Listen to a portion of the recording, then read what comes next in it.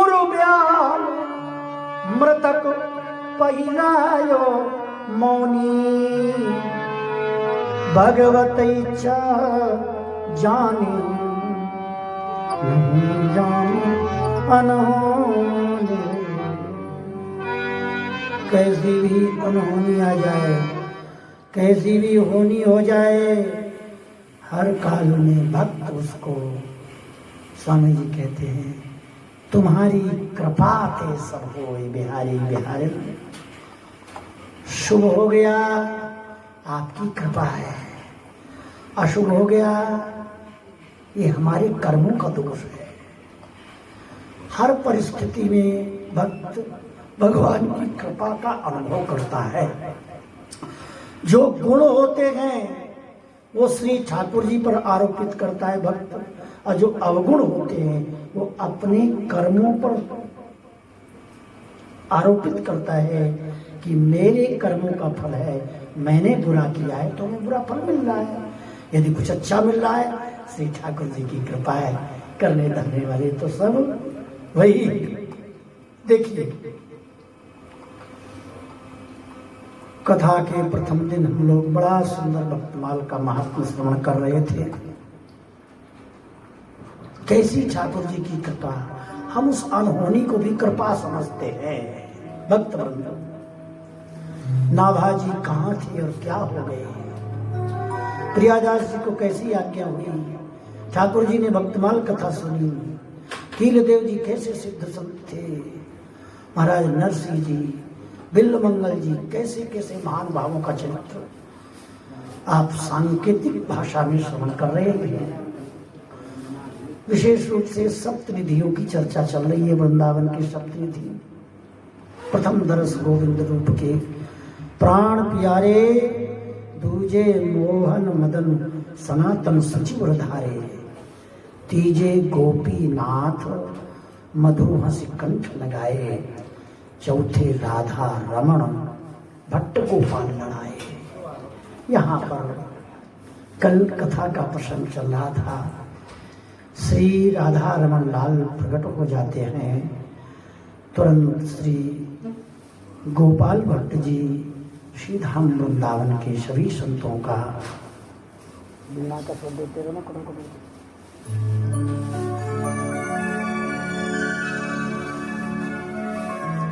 श्री गोपाल भट्ट जी के साथ सभी संतों ने मिल करके श्री राधा रमन लाल का प्राकट्य महोत्सव बनाया। देखिए उस प्राकट्य महोत्सव पर आप लोगों ने एक बड़ा सुंदर पद श्रवण किया। कथांत में कल हम लोग यहाँ थे, वहीं पहुंचते। श्री हरि राम व्यास जी जो बहुत बड़े उद्भट विद्वान प्रकांड पंडित थे, वो भी वृंदावन वास कर रहे हैं। संत लोग सत्संग में विनोद की भाषा में कुछ आनंद लेते हैं। हरि राम व्यास जी ने राधा रमण जी के बारे में जो कुछ कहा है, एक हरि राम व्यास जी वृंदावन की ऐसी संपत्ति रहे जो लगभग 120 वर्ष के लगभग वो जीवित रहे। इतनी बड़ी उम्र वृंदावन में किसी को महापुरुष को प्राप्त नहीं हुई। तुलसीदास जी, सूरदास जी कोई 100 वर्ष के, कोई 95 वर्ष के, श्री स्वामी जी 95 वर्ष के, हरिवंश जी तो और कम उम्र के थे। चैतन्य महाप्रभु तो 85 वर्ष 48 साल में पधार गए। इधर गोवर्धन श्रीनाथ जी में श्री कुम्मन दास जी भी इसी प्रकार 120-25 वर्ष के अंदाज में, वो तो साहित्य देखने से मालूम पड़ेगा। लेकिन गिरिराज जी में कुम्मन दास जी और वृंदावन में श्री हरि राम व्यास जी, इन महापुरुषों को वृंदावन आते देखा है और वृंदावन में इन महापुरुषों का चरित्र आंखों से देखा है। श्री हरि राम व्यास जी ने श्री स्वामी हरदास जी का दर्शन किया, हरिवंश जी का सत्संग प्राप्त किया, रूप सनातन मेरे प्राण रूप सनातन जी का दर्शन किया, श्री ठाकुर राधा रमन लाल जी का दर्शन किया, गोपाल भट्ट जी का दर्शन किया, चैतन्य महाप्रभु का दर्शन किया, सभी महापुरुषों का दर्शन श्री हरिराम व्यास जी ने दर्शन किया है। तो कल हम लोग उन्हीं हरिराम व्यास जी की भाषा में बड़ा सुंदर पद श्रवण कर रहे थे कि ये झूले मेरे गंडकी नंदन, जैसे भटा कढ़ी में लोटत, जैसे पीले पीले रंग की कढ़ी का भगोना होता है, कढ़ाई होती है, उसमें सांवले सलोने काले रंग के बैंगन को डाल दिया जाए तो उसकी कैसी शोभा होती है। जैसे भटा कढ़ी में लोटत, तन लपटाए चंदन, हाथ न पाए नैन नहीं नाशा, ध्यान करत कछ होत न आनंद ना, जालंधर अर वृंदावल्लभ गावही व्यास कहा गई चंदन। श्री राधा रमण लाल के स्वरूप सौंदर्य का वर्णन करते हैं श्री हरिराम व्यास जी। बहुत से पद हैं, सभी महापुरुषों ने बधाइयाँ गाई हैं। राधा रमण लाल जी प्रकट हुए हैं। आज भी श्री धाम वृंदावन में राधा रमण लाल जी का मंदिर है। निधिवन के पार्श्व भाग में संतों के द्वारा हमने सुना है कि यमन काल में जो यमनों का आतंक हुआ, देखो इधर तो दिल्ली था और इधर आगरा था, दिल्ली और आगरे के बीच में ब्रजमंडल था। तो जैसा यमनों का आतंक ब्रजमंडल में हुआ है, संभवतः इतना आतंक शायद कहीं हुआ हो। अयोध्या में भी होता था, परंतु एक योजनाबद्ध तरीके से होता था। लेकिन यहाँ तो आगरे से दिल्ली जाते थे तो ब्रज के संतों को, ब्राह्मणों को, भक्तों को मारते काटते जाते थे। ये स्थिति थी। अब उस काल की क्या चर्चा करें, वो इतिहास का विषय है। अब इतिहास आप देखेंगे तो मालूम पड़ेगा। हम तो यहाँ भक्तों का इतिहास कह रहे हैं, भक्त चर्चा कर रहे हैं। ऐसा वो विकराल समय था। ये महापुरुष न होते यदि 15वीं 16वीं शताब्दी को रीतिकाल भक्ति काल कहा है। ये भक्ति काल था जिसमें बड़े बड़े महापुरुष अवतरित हुए थे। श्री गोपाल भट्ट जी श्री धाम वृंदावन वास कर रहे हैं। इधर स्वामिनी किशोरी करुणामयी श्री राधा रानी निकुंज महल में विराज रही है। अब हम पंचम श्री हरिवंश के स्वल्लभ राधा, पंचम स्वरूप जो श्री राधा वल्लभ लाल है, ये कैसे कैसे वृंदावन आए, इन्हें कौन लाए, इस पर 2 मिनट चिंतन करते हैं। सहारनपुर जिले में देवबंद नाम का एक कस्बा है। आज भी है देवबंद, देवबंदी है। वहाँ श्री नवरंगी लाल साक्षात विराजमान श्री हरिवंश जी के सेव्य ठाकुर आज भी विराजमान हैं। नवरंगी लाल उनका नाम है। मैं श्री हरिवंश जी का 2 मिनट चिंतन कर रहा हूँ। क्या स्वरूप है श्री हरिवंश जी महाराज का। श्री हरिवंश जी महाराज की परंपरा के महान भावों ने, जैसे स्वामी श्री हरिदास जी की परंपरा में श्री बिहारिन देव जी ने, श्री विठल विपुल देव जी ने तो अपने 40 पदों में कहीं श्री हरिदास शब्द का प्रयोग ही नहीं किया। स्वामी श्री हरिदास जी को ललिता जी कहा, ललिता शब्द का प्रयोग किया।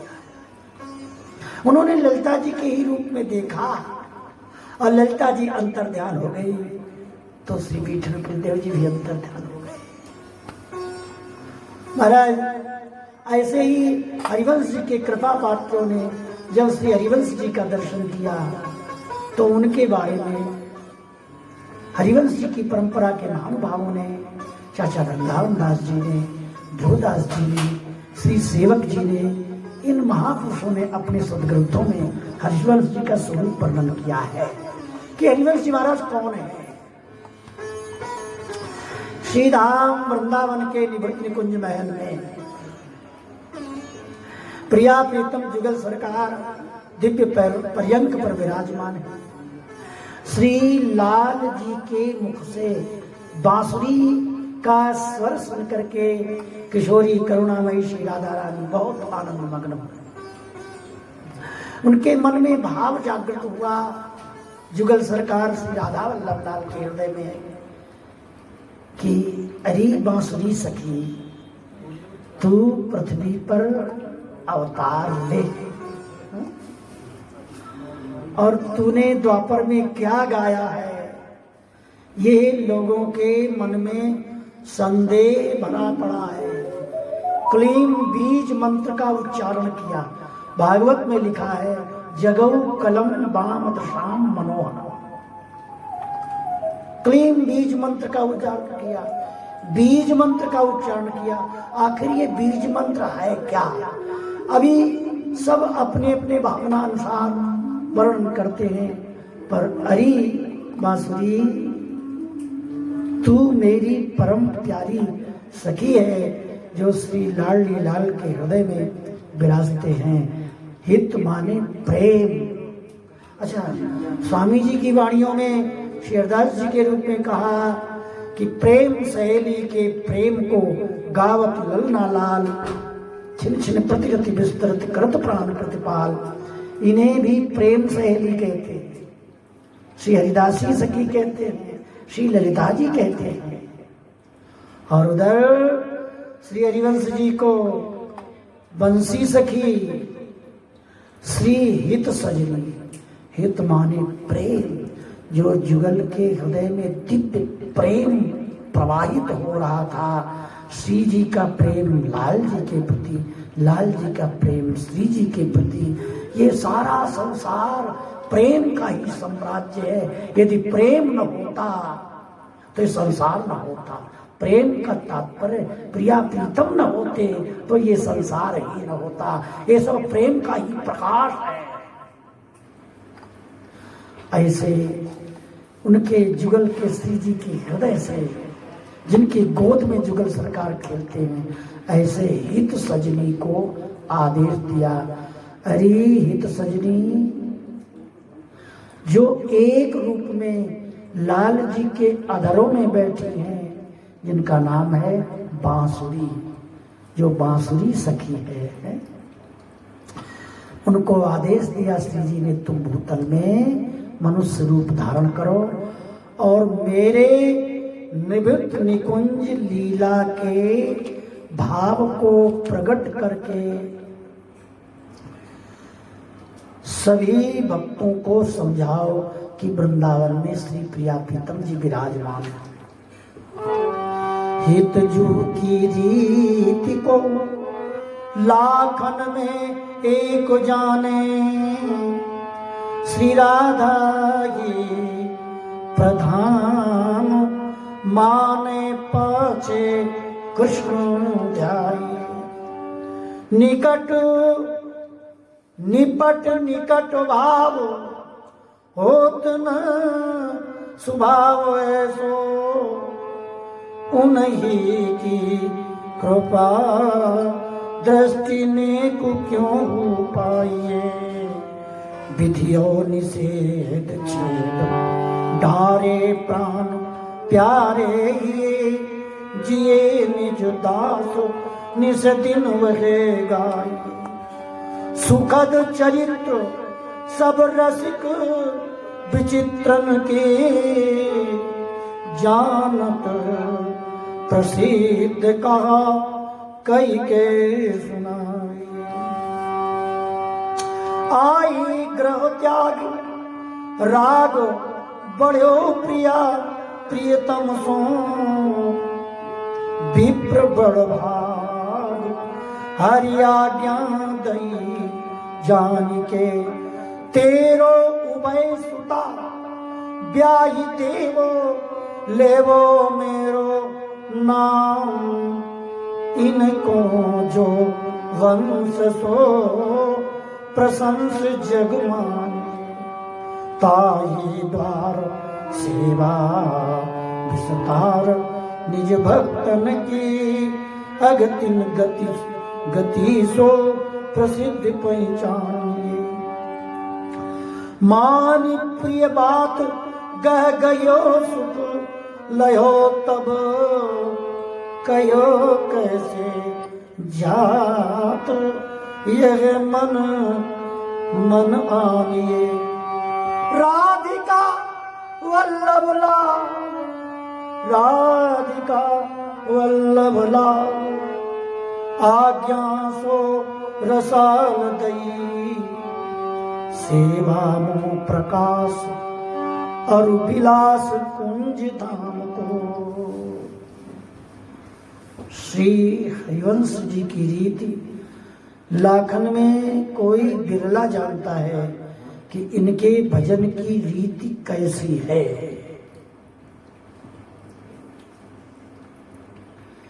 निकुंज महल से श्री प्रिया प्रीतम जुगल सरकार ने हित सजनी को आज्ञा प्रदान की और बांसुरी सखी को आज्ञा प्रदान की। श्री हरिवंश जी महाराज बांसुरी के अवतार हैं, हित सजनी के अवतार हैं, ऐसी मान्यता इस संप्रदाय में राधावल्लभ परंपरा में है। देववन में एक व्यास मिश्र जी नाम के बहुत बड़े विद्वान पंडित ब्राह्मण रहते हैं। इनकी गृहिणी का नाम श्री तारा जी है। इनके भाई बड़े भाई थे, वो भर जवानी में शादी विवाह नहीं किया और विरक्त संन्यास धारण किया। तो उनके छोटे भाई जो व्यास मिश्र है, इन्होंने शादी विवाह तो किया और राजा के राज पुरोहित थे, तो राज परिवार का सारा सुख इनको प्राप्त था, धन धान्य से संपन्न, अर्थ धर्म काम मोक्ष चारों वस्तु प्रदान करने में समर्थ श्री व्यास मिश्र जी थे। देखिए एक बात ध्यान दें, श्री हरिवंश जी के पिताजी का नाम व्यास मिश्र, श्री हरिवंश जी के कृपा पात्र जिन्होंने हरिवंश जी की कृपा प्राप्त की, हरिराम व्यास जी, और कई व्यासों की चर्चा भक्तमाल में होती है, और श्री कृष्ण द्वैपायन वेद व्यास जी। तो व्यास शब्द कितने स्थानों पर आता है, तो इस पर चिंतन करना पड़ता है, हम कौन से व्यास की चर्चा कर रहे हैं।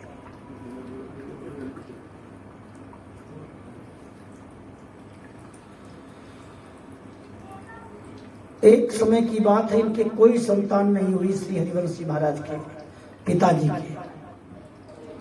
तो उनके बड़े भाई घर में आए, बोले चलो देखते हैं, बहुत समय हो गया साधु सन्यासी बनकर के जन्मभूमि चलते हैं। श्री ठाकुर जी की कुछ ऐसी प्रेरणा हो रही थी, चलो चलो चलो। तो जब अपने घर में आते हैं, घर में नहीं रुके, बाहर गांव के रुके। तो जब व्यास मिश्र जी को मालूम हुआ कि हमारे बड़े भाई साहब आए हैं, तो उनको लिवाने के लिए निमंत्रण दिया, महाराज आप घर में भिक्षा लेने के लिए पधारे। श्री व्यास मिश्र जी की बात सुनकर बड़े भाई संत हो गए थे। उन्होंने कहा ठीक है, तुम्हारी यहाँ भिक्षा लेते हैं। जब भिक्षा ग्रहण की और सत्संग प्रारंभ हुआ, तो छोटे भाई की गृहिणी करुण क्रंदन करने लगी चरणों पर गिर करके।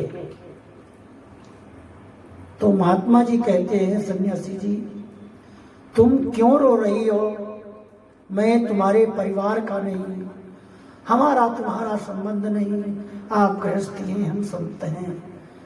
कछु भगवत इच्छा से हम इधर आए, निमंत्रण दिया, हम आ गए हैं, परंतु इतना हमसे रोने का कारण क्या है तुम्हारा। अच्छा, व्यास मिश्र जी परम विद्वान थे, विवेकी थे, उनके मन में कोई ऐसी बात नहीं थी, लेकिन गृहिणी के मन में, तारा रानी के मन में ये भाव था कि एक संतान हो जाए जो हमारे वंश का उजाला हो जाए, क्योंकि इतनी बड़ी पूरी संपत्ति है, इसका क्या होगा। ये भाव महात्मा जी से प्रकट कर दिया ज्येष्ठ जी से, प्रकार से वो अपनी भावना में। श्री सन्यासी जी कहते देखो, इसमें तो भगवान की इच्छा है, हम कुछ नहीं कर सकते हैं। प्रभु की इच्छा है, प्रभु देते हैं तो दे देते हैं, नहीं देते तो हम क्या कर सकते हैं। भगवत जन स्वाधीन नहीं पराधीन दिन चंग, गुण दीने आकाश में गुण दीन लीने अंगसंग। हम तो भगवान के भक्त पराधीन रहते हैं, मालिक की इच्छा। ऐसा कह करके और शांत हो गए। तो छोटे भाई की गृहिणी चरणों में गिरकर रोकर कहने लगी, महाराज आप तो भगवान की इच्छा के आगे भी हैं, आप चाहो तो भगवान आपकी इच्छा को पूर्ण कर देंगे, इसलिए आप चाहो तो हमें एक पुत्र प्रदान कर दे सकते हो आशीर्वाद दे करके। बड़े भाई साहब बोले ठीक है, मैं भगवान श्री कृष्ण की इच्छा लेता हूँ, जंगल जा रहा हूँ। देवबंद के बाहर जंगल में आकर के बहुत रोए, श्री कृष्ण मंत्र का नाम जप करके श्री कृष्ण से बहुत रोए, हे प्रभु आज धर्म संकट की स्थिति पड़ गई है, आपकी क्या इच्छा है, आप अपनी इच्छा बताइए। इन्हें पुत्र देना चाहते हो या नहीं देना चाहते हो। रोते रोते रोते रात्रि हो गई।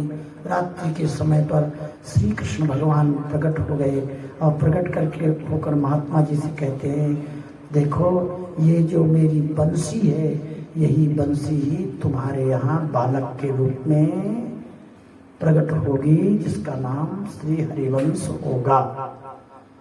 बोलो वृंदावन बिहारी लाल की। इस प्रकार उन्होंने आकर के अपने भाई की गृहिणी को श्री ठाकुर जी की आज्ञा बता दी।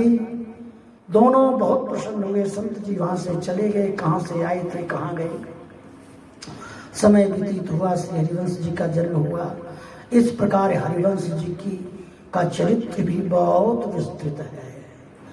8 वर्ष की 9 वर्ष की अवस्था में श्री हरिवंश बालकों के साथ छोटे छोटे बच्चों को, किसी को श्री राधा का रूप बनाया, किसी को श्री कृष्ण का रूप बनाया और एक को सखी बना दिया और आप स्वयं सखी बन गए और रास लीला अपने ही बगीचे में खेल खेलते हैं। और ऐसा खेलते हैं कि बगीचे के फलों को तोड़ करके फल का भोग लगाया। जैसे ठाकुर जी को आज जामुन का भोग लगा, विविध प्रकार के अनार है, जामुन है, आम है, केला है, आदि आदि। तो बगीचा के ही फलों को, बगीचा के पत्ते तोड़ करके दोना में फल भोग लगाए और उनके निजी ठाकुर जी श्री राधा कृष्ण की छोटी छोटी मूर्ति घर में विराजमान थी, व्यास मिश्र सेवा करते थे, वहां उन्होंने पेड़ा बर्फी आदि भोग धरा। लेकिन मंदिर में वो फल प्रकट हो गए, भोग लगाया स्वरूपों को, बालकों को बगीचे में, लेकिन दोना आया मंदिर में। व्यास मिश्र जी ने पर्दा खोला, बोले ये क्या तमाशा है। इतने में महल के पीछे जो बगीचा था उसमें जय जयकार की आवाज आ रही है। बोलिए श्री राधा रानी की, राधा वल्लभ लाल की जय, जय श्री राम। व्यास मिश्र जी दौड़ कर गए, देखते हैं कि वो जो फल वहां धरे हैं उसी प्रकार के फल यहाँ जुगल पा रहे हैं, रास बिहारी के स्वरूप बने गए। और उनका बालक हरिवंश जो है वो सखी बन करके नाच रहा है। बालकों का खेल, छोटे छोटे बालक थे, कौतुक। समझ गए ये बालक कोई विचित्र बालक ही है। कुछ थोड़ा बड़े हुए तो ठाकुर जी का झूला झूला रहे थे। जो मूर्ति थी, मूर्ति में से प्रकट हो गए और हरिवंश जी सखी भाव से और झूला झूला रहे। लाल जी ने अपनी बांसुरी दे दिया, अपना पीताम्बर दे दिया और वस्त्र उतार के दे दिया, पहरे हुए थे। हरिवंश जी के पिताजी ने जब ये दृश्य देखा, इस भाव जगत की स्थिति देखी, तो प्रसन्न हुए, मेरा बालक कोई महापुरुष है। कालांतर में धीरे धीरे एक दिन की बात है कि बगीचे में बालकों के साथ खेलते खेलते एक कुआं था, सूखा कुआं था। उस सूखे कुआं में बालक हरिवंश गिर पड़े। जब गिर पड़े तो छोटे छोटे बच्चों ने बड़ा शोर मचाया, हल्ला मचाया, दौड़े हुए वो पिताजी के पास आए घर में, और हरिवंश जी के पिताजी से कहते, बाबा बाबा बाबा क्या बात है? बोले हमारे मित्र कुआं में गिर गए। माता पिता करुण क्रंदन करते हुए दौड़ते हुए जाते हैं और कुआं की तरफ झांकते हैं तो क्या देखते हैं? जल भरा हुआ, नीचे से जल है और जल में एक सांवली सलोनी सुकुमारी बड़ी सुंदर मूर्ति श्री विग्रह नवरंगी लाल के रूप में बालक हरिवंश लेकर के, और जल के ऊपर, कुआं के ऊपर वो जल आ गया। तुरंत अपने बालक को माता तारा रानी ने उठाया और गोद में लिया और अपने पास में जो विराजमान किया। तो जो कुएं का जल था वो धीरे धीरे नीचे की तरफ अपने सतह में पहुंच गया। इस प्रकार नवरंगी लाल प्रकट हो गए। हरिवंश से पूछा गया, बेटा इन ठाकुर जी का नाम क्या है? बोले इनका नाम श्री नवरंगी लाल है। बोलिए नवरंगी लाल जी महाराज की। आज भी ये देवबंद में सहारनपुर जिले में श्री नवरंगी लाल जी का बड़ा सुंदर मंदिर बना हुआ है। समय व्यतीत होता गया, हरिवंश जी का शादी विवाह हो जाता है, 2 बालक हो जाते हैं, 1 बालिका होती है। समय व्यतीत हो रहा है। एक दिन की बात है, रात्रि के समय श्री राधा रानी प्रकट हो गई और राधा रानी प्रकट होकर के कहती हैं, राधिका वल्लभ लाल आज्ञा सो रसाल दई। इनके शिष्य प्रशिष्य भी बहुत हैं, इनका चरित्र भी बहुत विस्तृत है, लेकिन भक्तमाल से थोड़ा संकेत करते हैं। श्री राधा वल्लभ लाल प्रकट हो गए। राधा रानी प्रकट होकर के कहती हैं, हरिवंश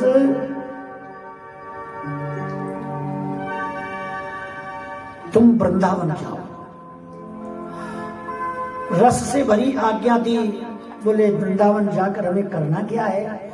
बोले आज्ञा सो रसाल दई, रस से भरी भई आज्ञा, प्रेम से भरी भई आज्ञा प्रदान की। बोले सेवा मोह प्रकाश, मेरी सेवा कैसे करनी चाहिए रसिक भक्तों को, इसलिए मेरी सेवा करने की प्रक्रिया प्रारंभ करो।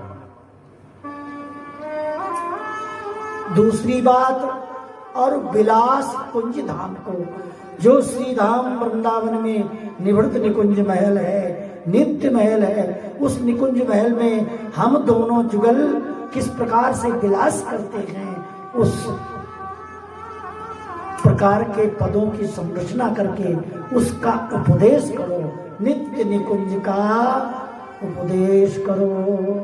ये आज्ञा श्री राधा रानी ने श्री हरिवंश जी को प्रदान की भर जवानी में। कब? जब उनकी शादी विवाह बालक बच्चे हो गए तब। अब ये श्री हरिवंश जी अपनी गृहिणी से बोले, देवी चलो अब यहाँ सब कुछ त्याग करके श्री धाम वृंदावन चलते हैं। तो उनकी गृहिणी ने कहा, देखो जी,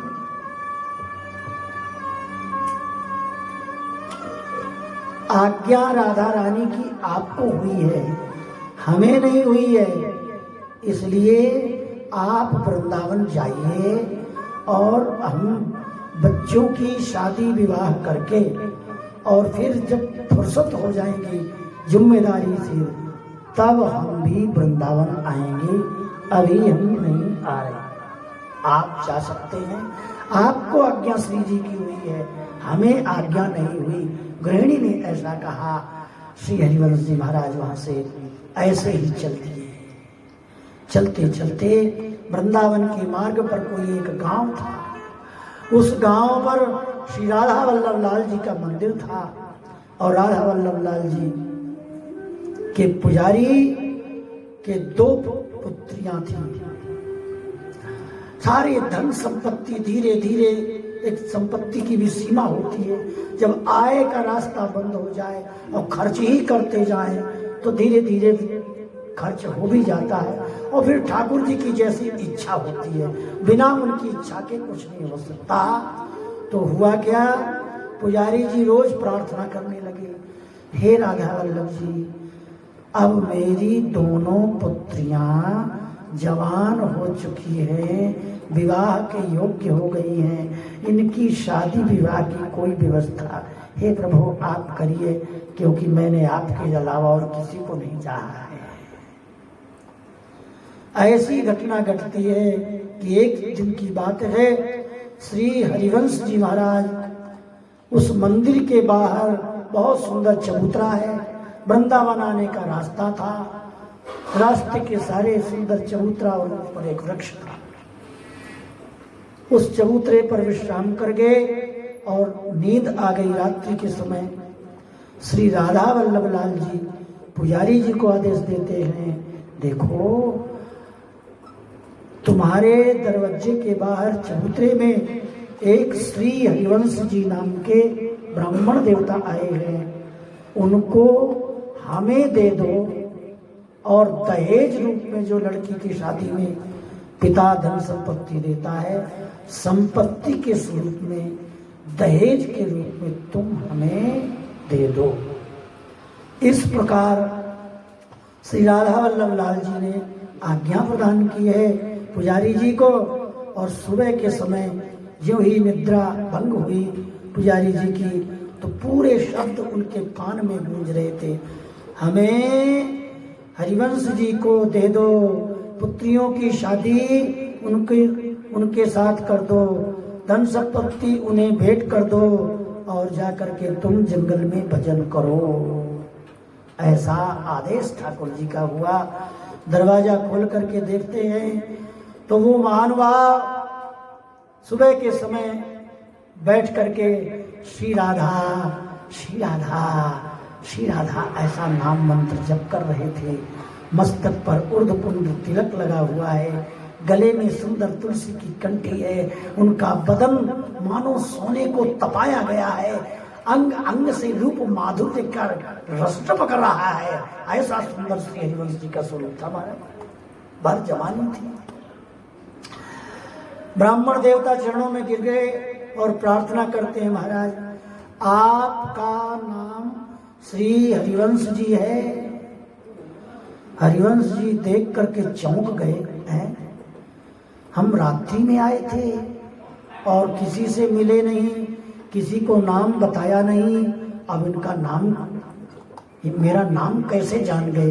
इतने में हरिवंश जी पूछते हैं, भैया आपको नाम मेरा किसने बताया, कैसे जान गए। तो हाथ पकड़ करके घर के भीतर ले जा रहे हैं, आपके नाम बताने वाले का दर्शन मैं आपको करा रहा हूं। और मंदिर के भीतर ले गए।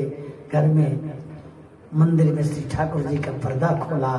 श्री राधा वल्लभ लाल के दर्शन करते ही श्री हरिवंश चंद्र जी के हृदय की गति बड़ी विचित्र हो गई, आंखों से अश्रुपात होने लगा। श्री राधा वल्लभ लाल जी आंख बिचौनी का खेल खेलते हैं।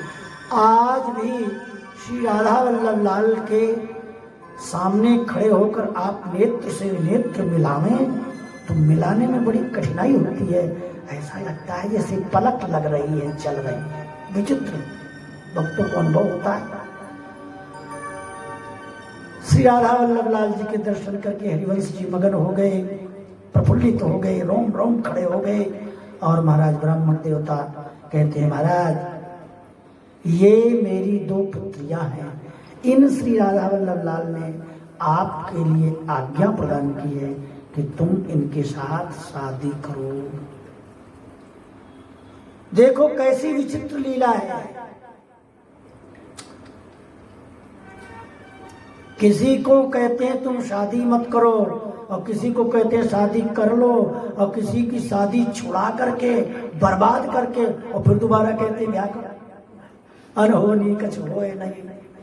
अब इसे क्या कहें संत, जैसी तुम्हारी इच्छा प्रभु, जैसी तुम्हारी कृपा। श्री जयदेव जी का घर किसी सेठ ने कपट से लूट लिया। जयदेव जी ने सोचा बहुत अच्छा है, ठाकुर जी की कृपा है, यावत स्वस्थमिदं कलेवर हम यावत जुड़े जरा। भजन तो जवानी में ही होता है, और जंगल में रहने लगे।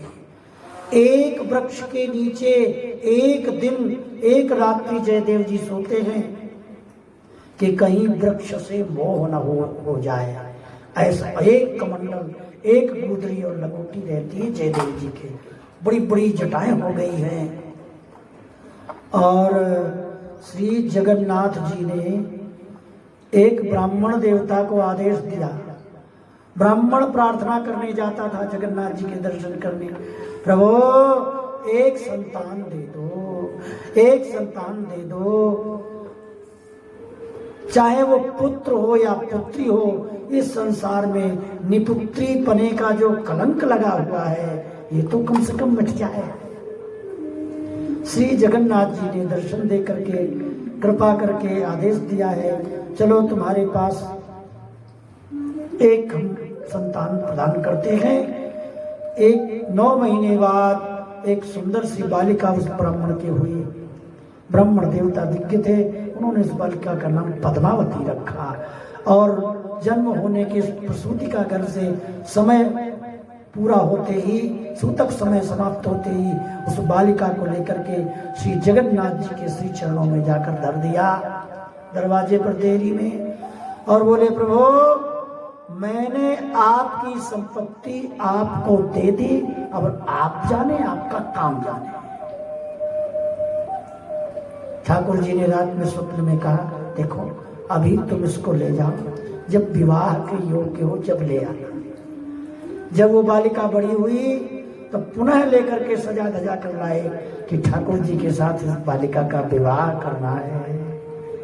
रात्रि में विश्राम किया, प्रभु मैं अब भेंट करके जा रहा हूं। शयन किया रात्रि में। श्री जगन्नाथ जी ने कहा कि श्री जयदेव मेरो ही स्वरूप जानो। देखिए जयदेव जी और हरिवंश जी दोनों की स्थिति कैसी है।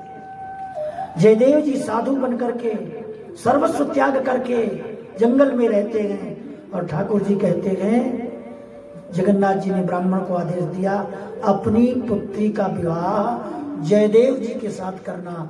किंदु बिल्लु ग्राम के आसपास जंगलों में कहीं वृक्ष के नीचे साधु के स्वरूप में जटाधारी बाबा कमंडल लिए हुए, गुदरी पहने हुए और जवानी अवस्था है, बड़े सुंदर हैं, उन्हीं के साथ मेरी अपनी पुत्री की शादी कर दो, और यदि वो ना ही करें तो कह देना कि श्री जगन्नाथ जी की आज्ञा है।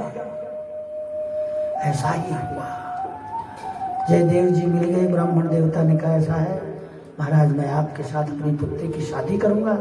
जयदेव जी बोले अरे अरे अरे ब्राह्मण देवता आप क्या कह रहे हैं, अपनी लड़की को कुआं में ढकेल कर जा रहे, न रहने का ठिकाना न खाने का ठिकाना, भीख मांग कर भिक्षा मांग कर खाता हूँ, एक पेड़ के नीचे रात में सोता हूँ, एक दिन सोता हूँ, दूसरे दिन वो पेड़ पर भी नहीं सोता, क्या कर रहे हैं। ऐसा है आप किसी धनी मानी की ब्राह्मण के पास जाइए, हम और जन्म होने के प्रसूति का घर से समय पूरा होते ही, सूतक समय समाप्त होते ही उस बालिका को लेकर के श्री जगन्नाथ जी के श्री चरणों में जाकर धर दिया, दरवाजे पर देरी में, और बोले प्रभु मैंने आपकी संपत्ति आपको दे दी, अब आप जाने आपका काम जाने।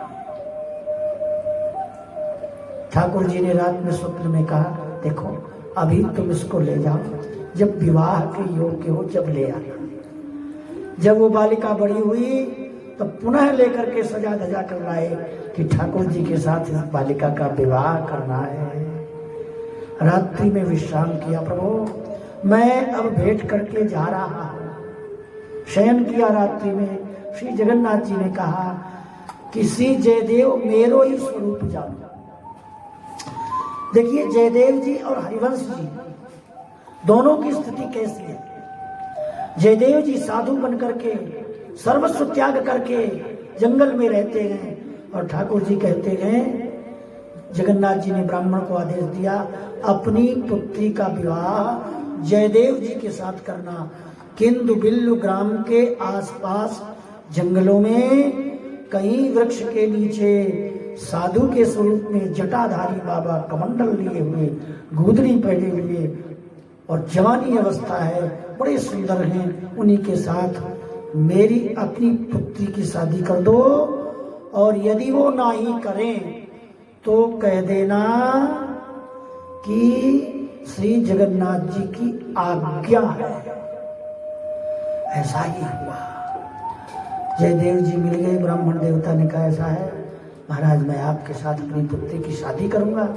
जयदेव जी बोले अरे अरे अरे ब्राह्मण देवता आप क्या कह रहे हैं?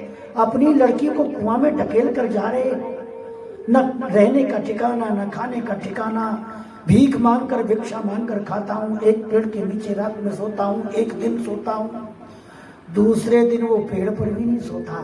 क्या कर रहे हैं? ऐसा है आप किसी धनी मानी की ब्राह्मण के पास जाइए, हम शादी विवाह नहीं करेंगे क्योंकि हम साधु हो गए हैं, भजन करना है। ब्राह्मण देवता ने कहा अच्छा महाराज, आपके साथ शादी करने के लिए श्री जगन्नाथ जी ने हमको भेजा है कि मेरो ही स्वरूप जानो, इसलिए जयदेव जी के साथ मेरी अपनी पुत्री भेंट कर दो। तो भगवान की आज्ञा है, इसलिए आपको स्वीकार करना पड़ेगा।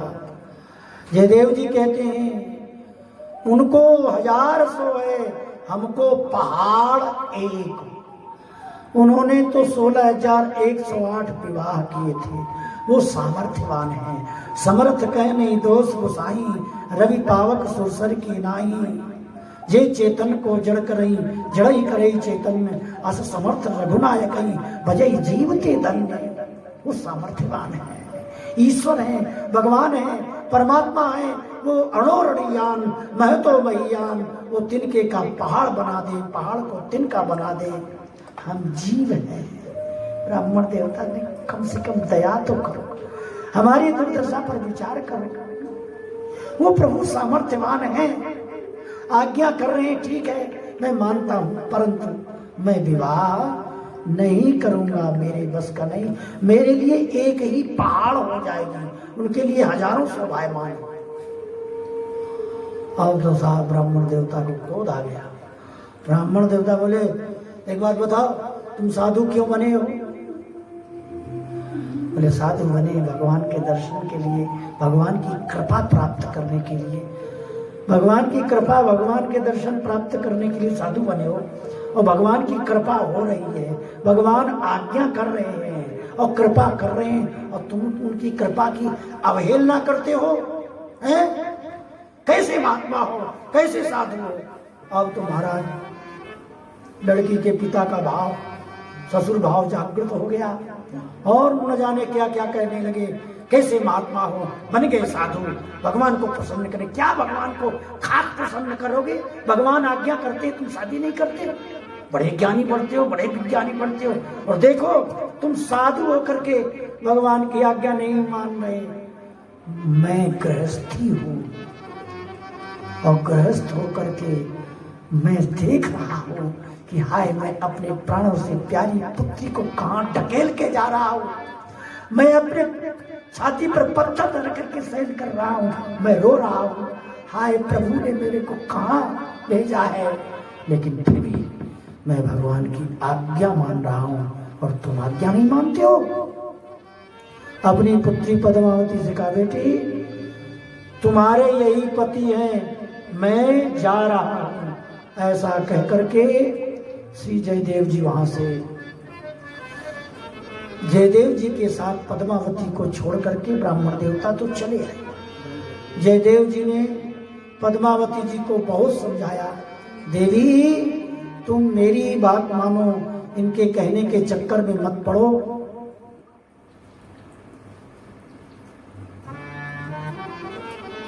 तुम देख रही हो, अपनी स्थिति पर विचार करो, तुम यहां से जाओ। पद्मावती जी कहती, देखो पिताजी ने आज्ञा की और मैं आपके साथ ही रहूंगी, चाहे कितना भी कष्ट मिले। कियो प्रभु जोर मोह पे, भगवान ने हम पर ताकत आजमाई है। और रात्रि के समय जब पद्मावती पेड़ के नीचे सो रही थी तो लंगोटी साफी कमंडल उठाया और सोचे भाग जाओ छोड़ करके यहाँ से, इनको सोने दो यहीं, अपन साधु में भगवान की माया है। इतने में आकाशवाणी होती है, जयदेव ये तुम्हारे भजन में बाधक नहीं बनेंगी, तुम्हारे भजन में साधक बनेंगे, इसलिए जाओ इनको साथ में रखो। कियो प्रभु जोर मोह पे, अब भगवान हमारे ऊपर पूरी शक्ति का प्रयोग कर रहे हैं। ज्यों ही तुम राकत हो, त्यों ही रैयत हो। हे हरि, हरिवंश जी कहते हैं जैसे प्रभु आप रखोगे ऐसे मैं रहूंगा। यत्र यत्र मम स्वर्ग नरक भी नारकेत परमे पदे तवा, श्री राधारति निकुंज मंडले, तत्र तत्र प्रतिभे विराजताम्। हे नाथ, हमें आप स्वर्ग में रखो, नरक में रखो, जहाँ कहीं आपकी इच्छा है वहीं रखो, परंतु श्री धाम वृंदावन की निकुंज लीला का दर्शन होता रहे। श्री हरिवंश जी महाराज वहां से, एक का नाम कृष्णदासी और एक का नाम मनोहरी, एक को फूल सेवा ठाकुर जी की सेवा प्रदान की और एक को संत सेवा के लिए रसोई सेवा प्रदान की, और सारा सामान वस्तु लेकर के राधा वल्लभ लाल जी को और बैलगाड़ी में बैठ करके श्री हरिवंश जी महाराज श्री धाम वृंदावन आ गए। बोलो वृंदावन बिहारी लाल की जय। और यहाँ पर एक नरवाहन नाम का बहुत बड़ा डकैत रहता था। श्री हरिवंश जी के रूप सौंदर्य राधा वल्लभ लाल जी का दर्शन करके जमुना जी के किनारे मदन टेर कोयलिया घाट पर वृक्ष के नीचे विराजमान थे। उसी समय वो बहुत बड़ा बदमाश था, किसी साधु को रहने नहीं देता वृंदावन में, ऐसी स्थिति थी, साधारण लोगों को भगा देता था। हरिवंश जी को देखकर उसके मन में भाव जागृत हुआ, प्रभु मैं आपकी शरण में हूँ। नरवाहन उसका नाम था और उसे वैष्णव बनाया, उसे भक्त बनाया, उसने मंदिर भी बनाया। उसने एक बात कही, महाराज आप यहाँ से अपना धनुष बाण चलाओ, जहाँ तक आपका तीर जाएगा वहाँ तक की भूमि आपको राधा वल्लभ लाल जी के रूप में दान दी जा रही। हरिवंश जी महाराज ने ऐसा बाण चलाया जो आज वो चीर घाट के नाम से प्रसिद्ध है। तीर घाट, तीर आकर गिरा, बहुत सी जमीन प्रदान की, भूमि प्रदान की, मंदिर बनवाया और श्री राधा वल्लभ लाल जी वहाँ विराजमान हो गए। बोलिए श्री राधा वल्लभ लाल की जय। इस प्रकार से राधा वल्लभ लाल जी आज भी श्री वृंदावन में विराज रहे। पंचम श्री हरिवंश के सुवल्लभ राधा। हरिवंशी महाराज के बारे में बहुत सुंदर सुंदर बातें श्री नाभाजी ने कही। राधा चरण प्रधान हृदय अति सुदृढ़ उपासी। श्री राधा रानी के चरणों की अनन्यता थी। इनके भजन करने का तरीका बड़ा विचित्र था।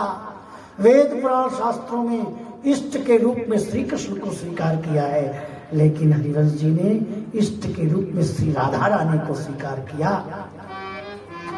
परम धन राधा नाम आधार, जाई श्याम मुरली में टेरत सुमिरत बारंबार।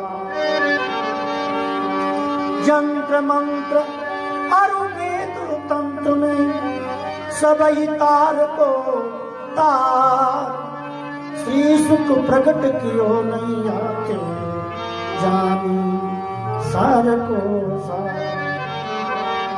कोटिन रूप धरे नंद नंदन तऊ न पायो पा, व्यास दास अब प्रगट बखानत डारी भार में बार।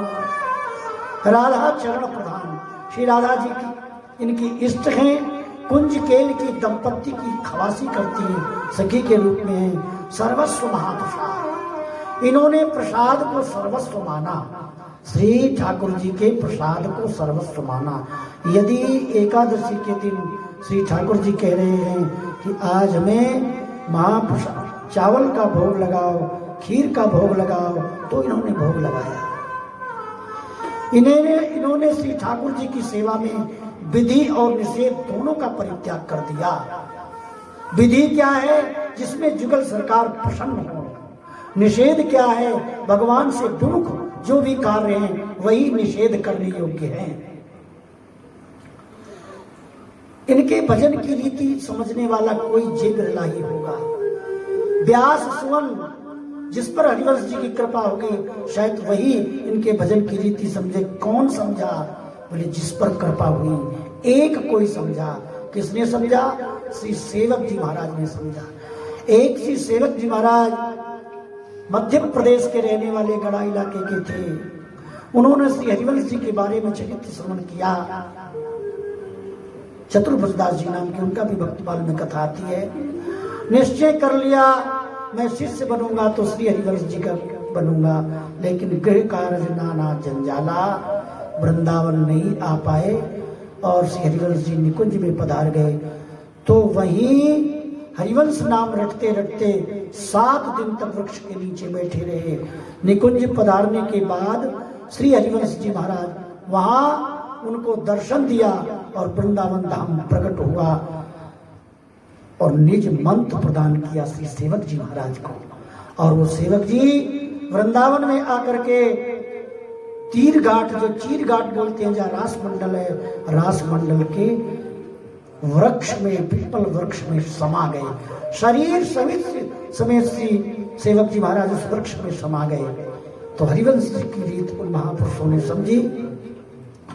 ऐसे श्री हरिवंश जी महाराज श्री राधा रानी के अनन्य भक्त हैं। अब हम पंचम रूप में जो जुगल किशोर हैं श्री हरिराम व्यास जी का थोड़ा सा चिंतन करते हैं।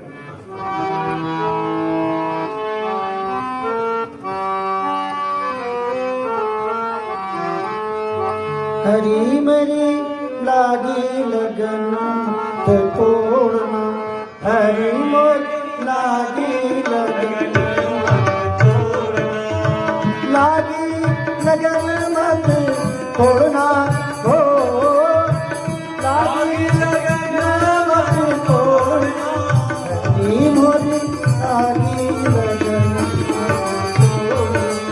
हरि मोरी लागी लगन मत तोड़ना, लागी लगन मत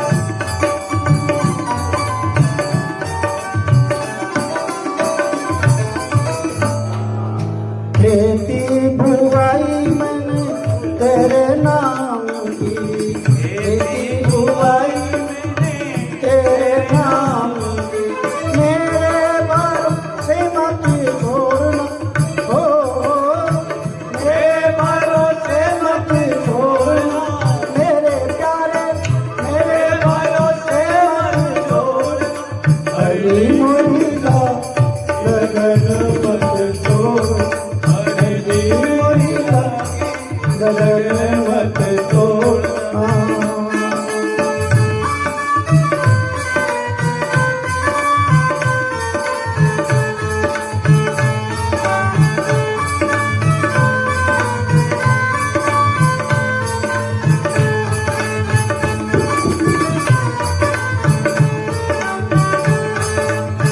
गहरी नदिया नाव पुरानी, गहरी नदिया नाव पुरानी, बीच पावर मत छोड़ना, हो बीच पावर मत छोड़ना, हरी मोरी लागी होगी मोरी लागी, हाजी मोरी लगन मत छोड़ना,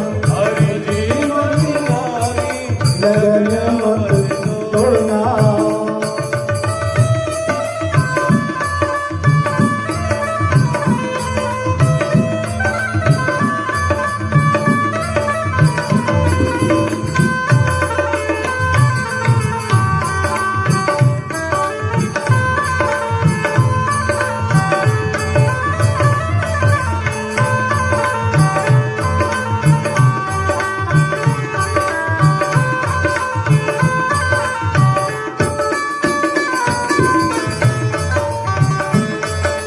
तुम्ही मेरे सेठ हो, तुम्ही साहूकार हो, तुम्ही मेरे सेठ हो, तुम्ही साहूकार, तुम्ही साहूकार हो, तुम्ही साहूकार हो, तुम्ही मेरे सेठ हो, तुम्ही साहूकार हो, तुम्ही मेरे सेठ हो, तुम्ही साहूकार हो, ब्याज पर ब्याज मत जोड़ना, हो ब्याज पर ब्याज मत जोड़ना, हरी मोरी लगन मत तोड़ना, हरी मोरी लगन मत तोड़ना, लागी लगन मत तोड़ना, हो लागी लगन मत तोड़ना, हरी मोरी मोरीदा, हरी मोरीदा लगन मत तोड़ना, हरी मोरी लगन मत तोड़ना।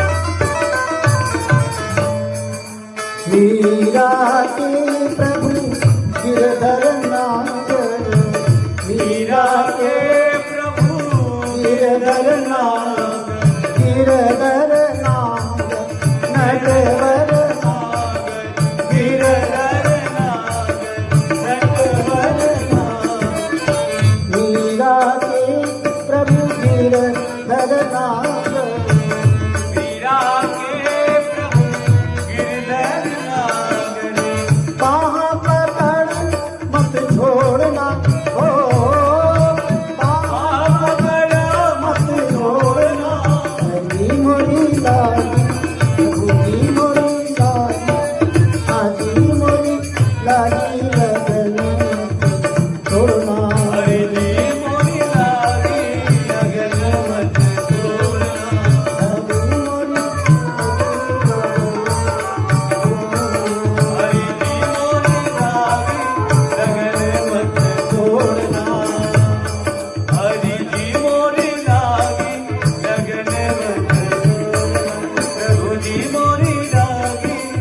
लगन मत को।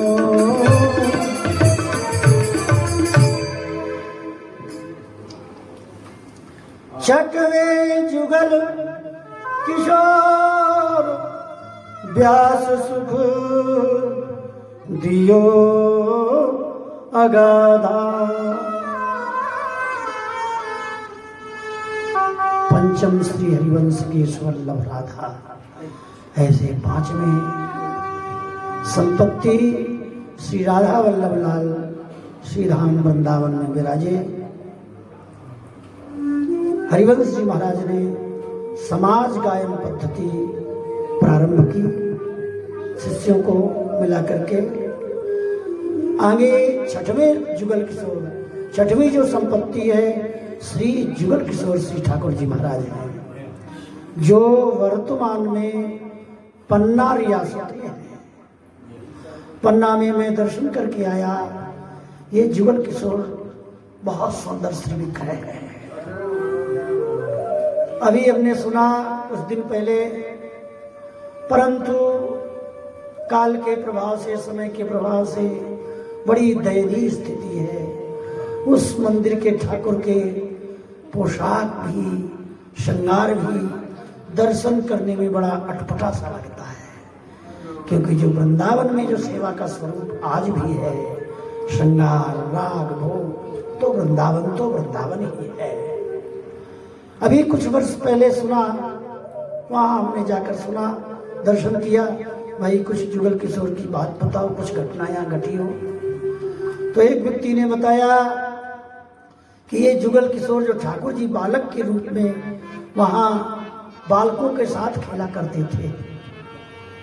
एक दिन की बात है, एक बालक के साथ गुल्ली डंडा खेलते खेलते और उसको दाव दिया नहीं, और उसके 2-4 थप्पड़ पीठ पर मार के भागे। अब वो भी बालक पीछे दौड़ा। बालक ठहरे, जैसे गोविंद स्वामी जी के साथ श्री ठाकुर जी खेला करते थे। गोविंद स्वामी थे तो बड़े बड़े, लेकिन सखा भाव जब जागृत होता था तो बड़ा उल्टा सीधा करते। भागवत भक्तमाल में लिखा है, गए हे बहिर्भूमि। गोविंद स्वामी गए थे लोटा लेकर जंगल करने को, दीर्घ शंका करने को बैठे। अकौड़ा के पेड़ थे, आक के, और श्री ठाकुर जी आए, आक के फूल और गोविंद स्वामी के ऊपर मारने लगे, और लोटा घुटने में रखा था। अभी तक कोई बात नहीं है कौन फूल मार रहा है और कौन से फूल, आग धतूरे वाले फूल। पीछे मुड़कर देखा तो मंद मंद मुस्कुराते हुए खिलखिला कर हंस पड़े, आजा खेल ले। दर्शन करते ही लखी जिन लाल की मुस्कान, तिनहि बिसरी वेद विद जप जोग सुंदम ध्यान। सब भूल गए कहाँ लोटा है, कहाँ पानी है। अच्छा, लोग कहते हैं कि स्नान करके भजन करेंगे, पूजा करेंगे, पाठ करेंगे, नियम करेंगे, संयम करेंगे, परंतु इनकी कोई पता नहीं है कब कहाँ कैसे प्रकट हो जाए। ऐसे असुचि अवस्था में श्री गोविंद स्वामी से खेल है। गोविंद स्वामी को होश नहीं रहा, लोटे का जल फैल गया। एक हाथ में लोटा, आधी धोती पहरे थे और आधी कंधे में डाले, एक हाथ में लोटा, वही आग के फूलों से ठाकुर जी के साथ सवेरे सवेरे खेलने लगे। खेलते खेलते बहुत देर हुई तो मैया दौड़ी, वही बड़ी बूढ़ी ढूंढे में, छोड़ा कहाँ गए सवेरे थे। अब आग के फूल खत्म हो गए तो आग के पत्ते डंडी समेत पकड़े, ठाकुर जी उनमें मारे, गोविंद स्वामी उनमें मारे, खेल चल रहा है। मैया ने आकर जो ही पकड़ा गोविंद स्वामी का हाथ तो बिजली का सा करंट लगा, एकदम ठाकुर जी अंतर ध्यान हो गए। गोविंद स्वामी का मन बहिरंग हो गया। अरे यहाँ कैसे, माता जी आप कैसे? अरे तू पागल है गयो, सवेरे थे दोपहरिया है आई, अभी ताई तू जंगल में ये का धूल उड़ा रहे हो, पत्ता तोड़ रहे हो हैं? गोविंद स्वामी ने श्री ठाकुर जी की प्रेम को छुपा लिया, कहा कुछ नहीं और चले आए। गोविंद स्वामी श्री ठाकुर जी को धक्का दे देते हैं गोविंद कुंड में और फिर निकाल लेते हैं, उनके साथ घोड़ा बन जाते हैं। कैसी कैसी लीला श्रीनाथ जी के साथ करते थे। तो महाराज यही पन्ना वाले श्री ठाकुर जी बालक को थप्पड़ मार के और भीतर घुस गए मंदिर में। वो बालक क्या कर रहा है, दोपहर का समय था, मंदिर का दर्शन खुला नहीं था, और वो डंडा लेकर के और मंदिर को में डंडा मार रहा है, थप्पड़ मार रहा है गुस्सा के मारे। थोड़ी देर में इधर उधर से पुजारी जी आए, अरे बोले क्या कर रहा है बेटा, ऐसा क्यों कर रहा है? बोले हमारे थप्पड़ मार करके वो इसके भीतर घुस गया है। अब कौन घुस गया? मित्र था। तब लोगों की समझ में आया कि साक्षात श्री ठाकुर जी पन्ना राज्य में जो जुगल किशोर विराज रहे आज भी खेल रहे हैं। अभी ये घटना 10-5 वर्षों की पुरानी बात है, तो आज भी ऐसी घटनाएं घटती हैं। श्री हरिराम व्यास जी के सेव्य श्री जुगल किशोर जी हैं। ये हरिराम व्यास जी मध्य प्रदेश में ओरछा में रहते थे। बहुत बड़े विद्वान थे, प्रकांड पंडित थे। शिक्षा, लघु सिद्धांत, दीर्घ कौमुदी आदि पढ़ करके बड़े पंडित बन गए, विद्वान बन गए। प्राचीन काल में ये परंपरा थी कि पढ़ लिख करके प्रतियोगिता करने को जाते थे। आजकल की भाषा में प्रतियोगिता है। तो उस समय ब्राह्मणों से शास्त्रार्थ होता था। जो ब्राह्मण जीत जाता था वो छोटा ब्राह्मण, हारा हुआ ब्राह्मण जीते हुए ब्राह्मण को वार्षिक कर देता था। ऐसी परंपराएं थी। ये बनारस में पहुंच गए हरिराम व्यास जी। चारों तरफ ब्राह्मणों को हराते हुए काशी में जब पहुंचते हैं, इनकी विद्वत्ता, इनके सामर्थ्य को देखकर वहां के ब्राह्मण सब हार गए, हार स्वीकार करने लगते हैं और भगवान शंकर से प्रार्थना की, हे प्रभु इस बनारस के राजा तो आप ही हैं, यदि हम सब ब्राह्मण हार गए तो आपकी हार मानी जाएगी, इसलिए प्रभु हम ब्राह्मणों की रक्षा कीजिए। ये हरिराम नाम का जो पंडित आया है, व्यास नाम का, ये हम सब लोगों की बहुत बेइज्जती कर रहा है। सुबह के समय श्री हरिराम व्यास जी गंगा स्नान करके अपने निवास स्थान की तरफ आ रहे थे। इतने में छोटा सा बालक सामने से प्रकट हो जाता है। ब्राह्मण देवता मैं आपको प्रणाम करता हूँ। प्रणाम करने लगे जो ही तो हरिराम व्यास जी ने आशीर्वाद दिया। महाराज आपका नाम हरिराम है, व्यास जी है, हरिराम व्यास जी है। हरिराम व्यास जी स्वाभिमान में बढ़कर कहते हैं, हाँ मैं ही हरिराम व्यास के रूप में। तो मैंने सुना है आप प्रश्न का उत्तर देते हैं। हाँ, मेरे मन में एक संदेह है, मैं पूछना चाहता हूं, आप जवाब देंगे?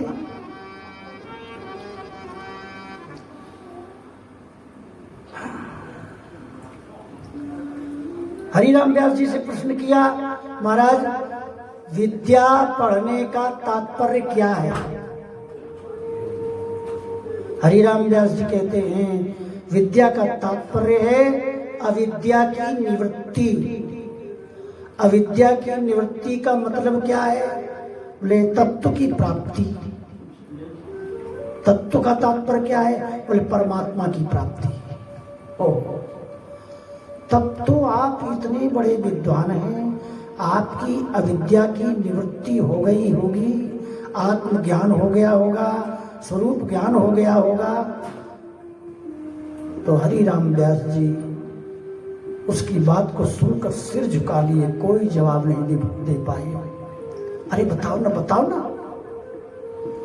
हरिराम व्यास जी की आंखों में आंसू आ गए। एक छोटा सा बालक ऐसा प्रश्न कर रहा है, मैं क्या कहूं? सिर हिला दिया।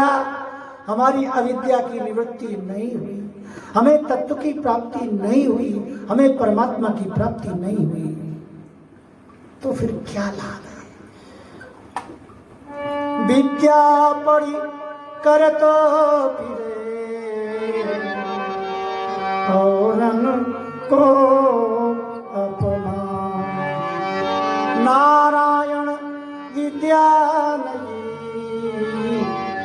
ताही अविद्या ज्ञान।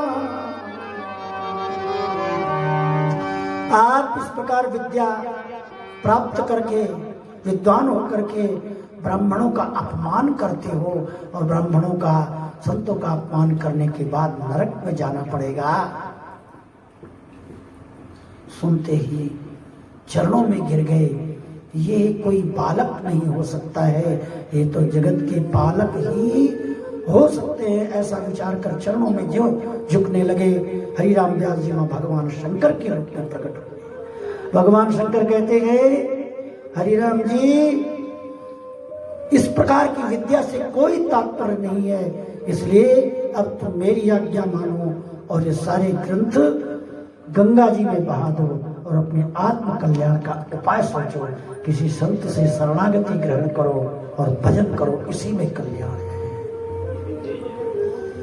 उसी समय हरि राम व्यास जी सर्वस्व त्याग करके बनारस की तरफ से शास्त्रार्थ छोड़ करके और ओरछा में आ गए। सोच रहे थे मैं किस संत की शरण ग्रहण करूं, क्या करूं, कहां जाऊं, कैसे करूं। इतने में वहां पर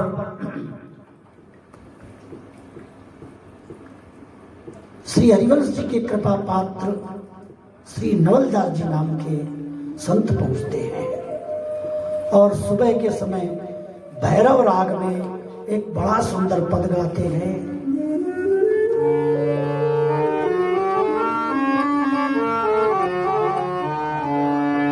आजुअति राजत दंपति भो, आजुअति राजत दंपति भो, आजुअति राजत दंपति भो। सुरत रंग के रस में बीन नागर नवल किशोर, आजयति राजत दंपति भोर। हंसन पर भुज दिए विलोकत, इंदु बदन करत पान रसमत परस्पर, स्वर मंदिर कलघोर पग डगमगत चलत बन बिहरत, रुचिर कुंज की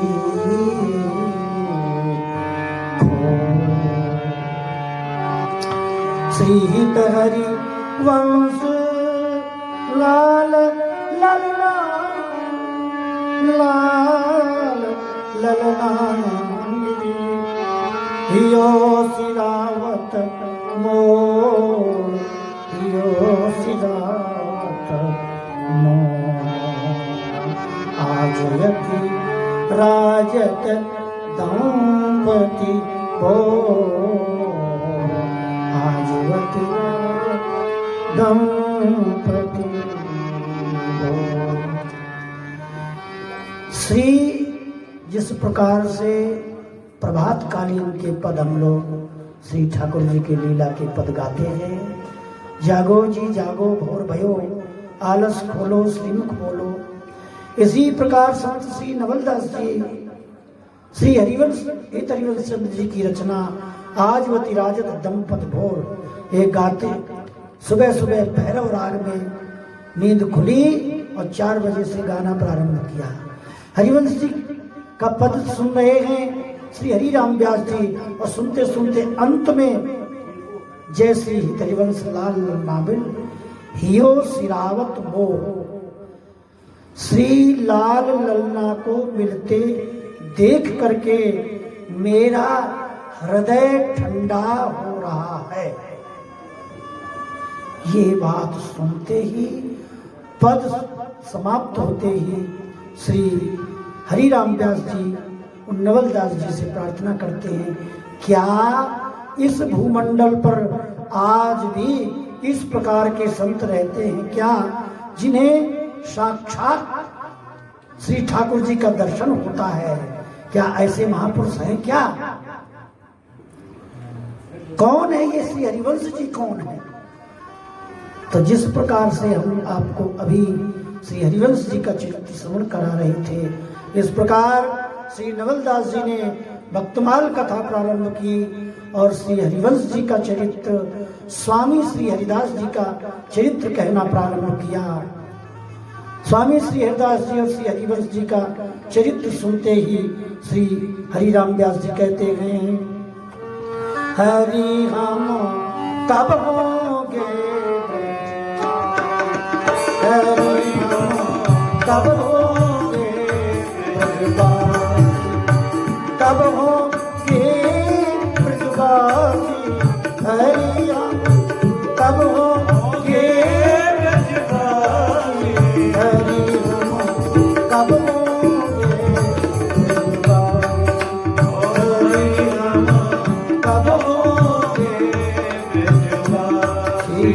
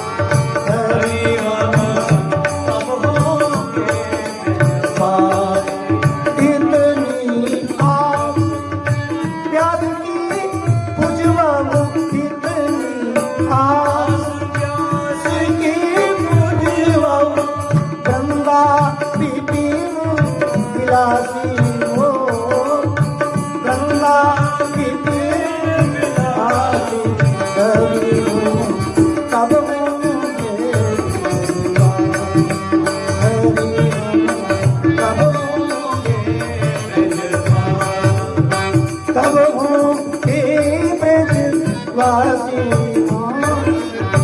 कब होंगे ब्रजवासी हरि राम कब होंगे हरि राम कब होंगे